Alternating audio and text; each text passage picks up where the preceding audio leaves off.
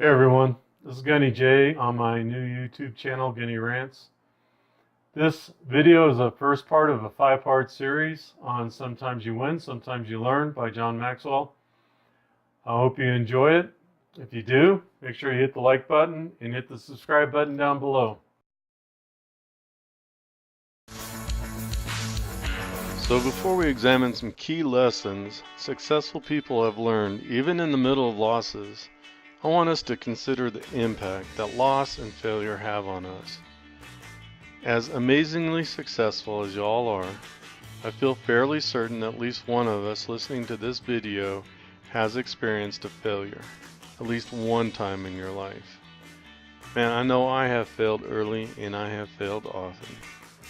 The author of this book, who's also my mentor and friend, John Maxwell, observes the quality that distinguishes a successful person from one who is otherwise just like him is a capacity to manage disappointment and loss.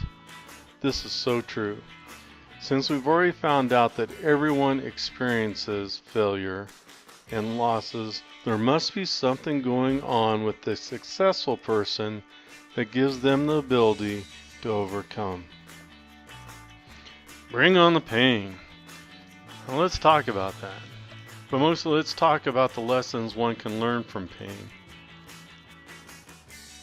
Have you ever noticed that when you're losing it seems like everything's hurting? I mean, like when we're not winning in our personal school lives, it feels like we're losing in everything. Now when I say loss, I'm not talking about actually losing your keys or losing a person close to you. I'm talking about those setbacks in our lives that when we say to ourselves, man, I could have really lived without that happening. Well, why does it hurt? Losses hurt so much because they often cause us to become emotionally stuck. It's as if there's a tiny small rock just under the big toe inside our boot. It reminds us with every step how painful this thing really is. And then we start creating our own emotional prison. And we even become good at pouting and catastrophizing our life. Losses can also cause us to become mentally defeated and insecure. A loss can trigger that feeling that I didn't just fail, but I am a failure. We just don't own our failure out of responsibility. We become our failure.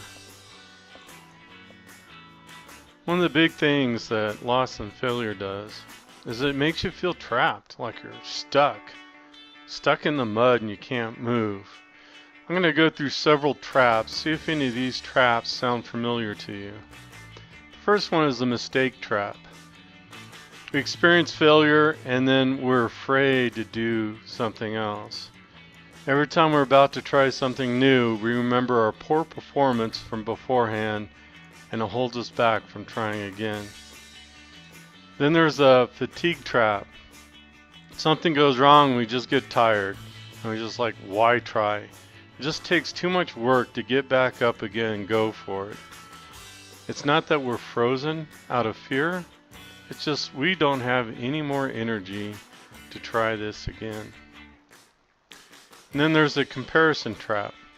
Someone else must be better qualified than I am. Listen, there's always going to be somebody bigger, faster, better hair, smarter, nicer clothes, a better college, more money, or just plain luckier than you. These losses can cause us to feel inferior. And when you start comparing yourself, you start losing. We got a couple more traps. First one, of course, is the timing trap. Timing trap is a simple trap. We say maybe this isn't the right time, so we convince ourselves to wait. And then we have the inspiration trap. The inspiration trap is pretty easy. It says, I just don't feel like doing anything right now. We get demotivated, we get lethargic. We're not really waiting for anything. We aren't frozen, we aren't tired. We aren't even hoping for some day strikes. We just need some inspiration. Inspiration only comes out of action. If you want to get inspired, you need to start taking action. And then we have the rationalization trap. The rat trap, as I like to call it. we talk ourselves into not doing something, or maybe out of doing something. Oh, it's really not that important. It might turn out sucky. I've never really been good at it. And we got more traps. We have the public opinion trap. This is a good one. People will think I'm a failure if I don't fit in. Or people think I'm goofy if I do this. People tend to take public opinion over action. And then the self-image trap. Hey, why not? You know, I'm no good anyway, right? So why do it? All these traps are designed to hold you back, to keep you stuck in your failure or your loss. From a loss, we have a choice. We have a choice to get stuck in one of these traps, or we have a choice to learn and take action. The most important person you will ever talk to is yourself, so be careful what you say. Most important person you will ever evaluate is yourself, so you have to be careful what you think. And the most important person you'll ever love is yourself, so be careful what you do. The most important conversations you will have in life are your internal conversations. The ones that you have with yourself, your self-talk. These conversations will have a profound impact on who you become and what you will accomplish. A yoga teacher once said, each time you judge yourself, you break your own heart. Yes, it's true that losses and failures will change the speed of your accomplishments. Indeed, they may change the way you succeed. And of course, losses will affect the people who are part of your success. These are all true. And even the size of your loss can have a tremendous impact.